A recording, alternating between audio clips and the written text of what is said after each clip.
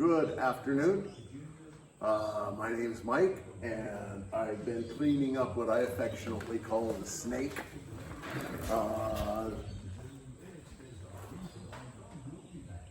Officially, the pedigree is a DRB540.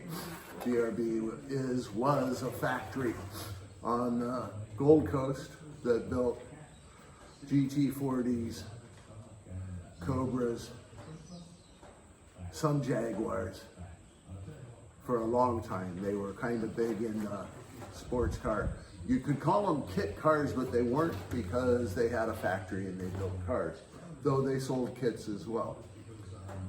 Big difference between a factory built DRB and a kit car. DRB closed down a few years ago. I got to know the guys pretty well. I found this car in early 2013.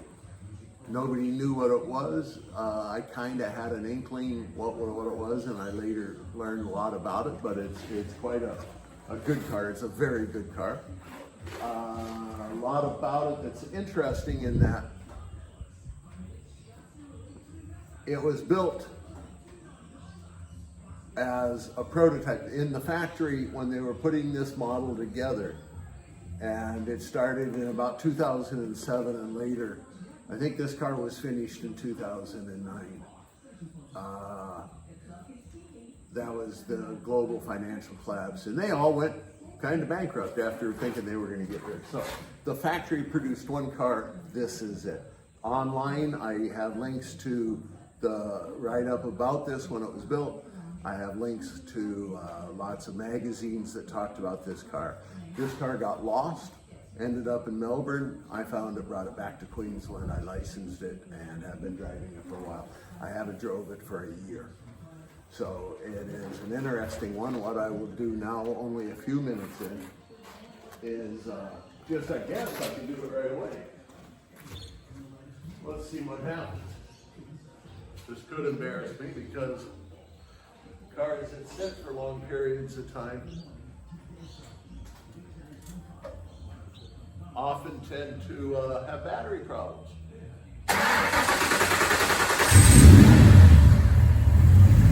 That was nice. How about this?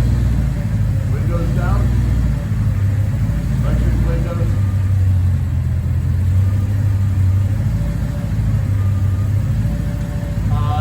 You don't get that in a kit car. So this is the one and only DRB540. I've had it for a number of years. I've enjoyed the hell out of it. I put a lot of money and put a lot of time into making it a very good running car. Drives well. A lot of not problems, but like a lot of sports cars, one of the issues I had originally is it tended to want to chew the inside of the wheel wells. I changed the springs, changed the suspension, changed the way the tires run. It used to bottom out a lot. It was so low on the ground. So I mean, that was the suspension, the changes and stuff. So right now it's a kick-ass driving car, What I'll do right now is turn this off and then we'll look inside. For all practical purposes, we have a Ford here. So I believe the original, if you will, donor vehicle was a 2007 GT. I think they called them R8 GTX or something. So it is a Ford. Everything Ford is in it. Take that out. Central locking. Unlock. That kind of scared me. There is a hard top that goes with it. That is the only hard top that the DRB factory made. And so, you know, this is the only car that got one of those. Originally it was gold, and then they painted it green and did a few changes to it.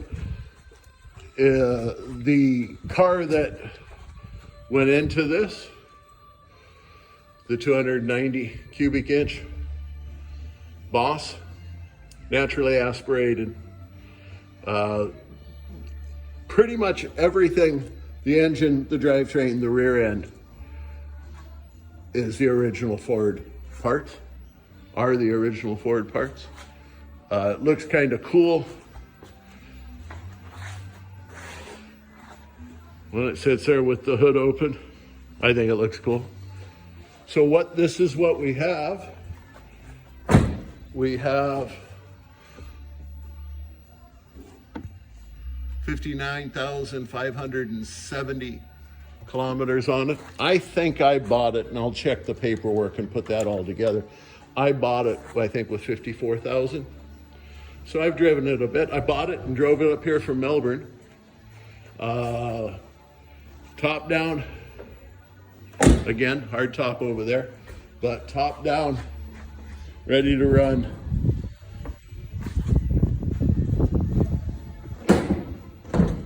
I believe it to be about the sexiest damn vehicle that I see on the road. When I bought it, I went shopping for an open top roadster, OTR they're known as. And a lot of things qualify that, Jaguars, MGs, Triumph TR series. I'm not a Ferrari or Porsche fan, so that's completely out of the question. I'm not a Yank Tank fan at all. That is Ford just happens to be cool. I mean, everybody loves a Cobra. But I went shopping initially looking for an AC. And an AC Cobra is $1 million car. And so instead, I got the one and only DRB factory built, Aussie built